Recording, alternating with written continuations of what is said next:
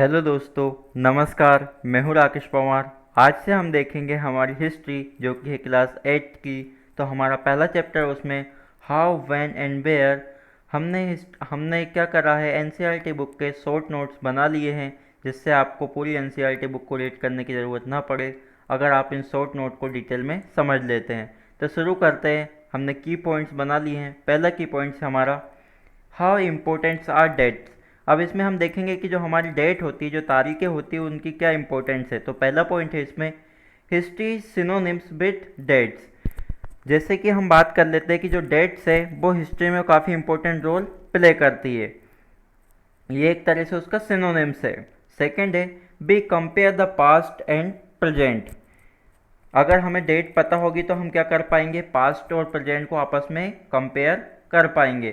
Third point है हमारा be continue to associate history with a strings of dates. और हम डेट के हिसाब से पता लगा पाएंगे कि कौन सा जो चीज़ें हुई है वो कौन से टाइम में हुई है और क्या क्या चीज़ें हुई है। सेकेंड पॉइंट है हमारा इसी में which dates. Number 1, selection of date depends on the story of past. जो डेट्स हमें मिलती है उससे पता चलता है कि ये जो स्टोरी है या कोई सा भी स्टोन है या कोई सी बिल्डिंग्स है ये कितने समय पुरानी है। सेकंड है हमारा focusing on a particular set of event is important. और जब हमें डेट पता होगी तो हम उस पर्टिकुलर इवेंट के बारे में ज़्यादा से ज़्यादा जानकारी गेन कर पाएंगे। थर्ड पॉइंट है हमारा इसमें हाउ डू वी प्रेजुडाइज। तो पहला पॉइंट है हमारा ये हमें कहाँ से पता चलती है, कहाँ कहाँ से पता चलती है हमें।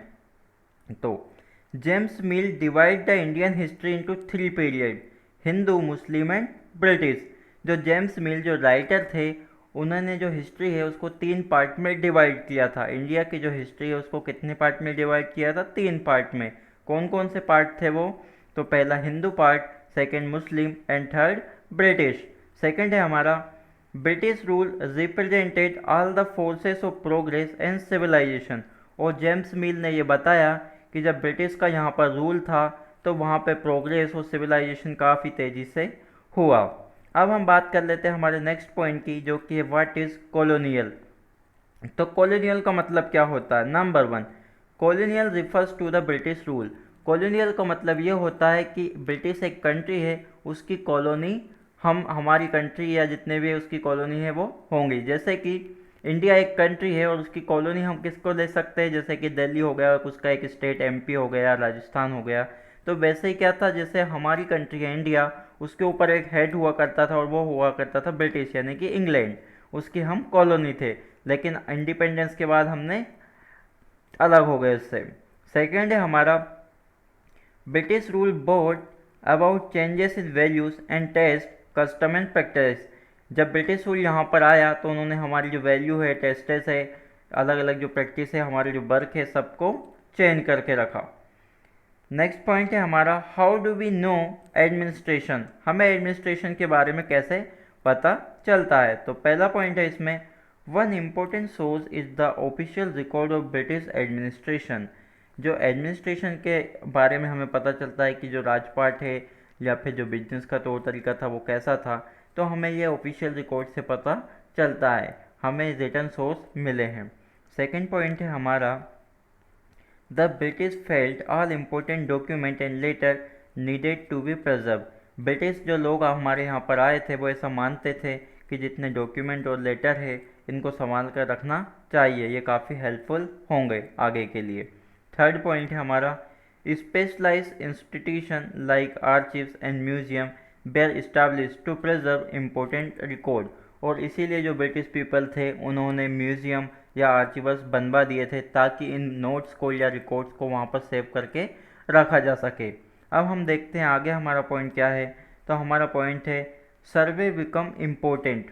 जब ब्रिटिश यहाँ पर आए तो सर्वे इम्पोर्टेंट क्यों था, तो देखते हैं उसमें पहला point the practice of survey become common under colonial administration. जब ब्रिटिश रूल यहाँ पर आया हो गया तो सर्वे उन्होंने एक इम्पोर्टेंट चीज़ बताई ताकि वो क्या कर सके, हर एक पर्सन का रिकॉर्ड, लैंड रिकॉर्ड है, बिजनेस रिकॉर्ड है, सारी चीज़ें वो नोट कर सके। सेकेंड है survey like botanical, zoological, archaeological, anthropological, forest survey were in the list of British administration. जब ब्रिटिश पीपल यहाँ पर आए तो उनके सर्वे में कौन कौन सी चीज़ें इंक्लूड थी। जियोलॉजिकल सर्वे था, आर्कोलॉजिकल जैसे अर्थ से रिलेटेड, लैंड से रिकॉर्ड रिलेटेड, फॉरेस्ट का एरिया, ये सारे रिकॉर्ड वो अपने पास रखते थे। आगे हम देखते हैं what do official record not tell. ऐसी कौन सी चीज़ें हैं जो ऑफिशियल रिकॉर्ड हमें नहीं बताते हैं। तो number 1, the official record do not tell about the needs of peoples of India. जो रिकॉर्ड हमें मिले हैं उसमें हमें ये सारी चीज़ें नहीं पता चलती है कि जो इंडिया के जो पीपल थे उनकी ज़रूरत क्या थी, उनकी जो नीड थी वो क्या थी।